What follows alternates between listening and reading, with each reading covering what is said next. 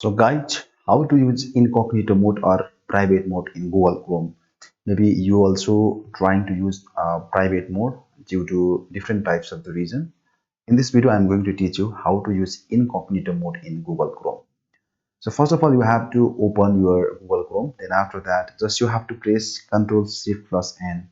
So now you can see you are in the incognito mode, or you can go here in the three dot and you can click in the new incognito mode, and you are using in the incognito mode.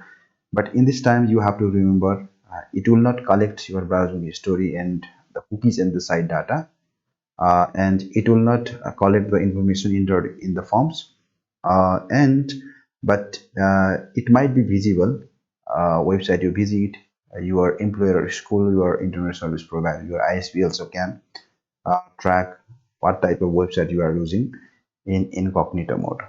Thank you so much.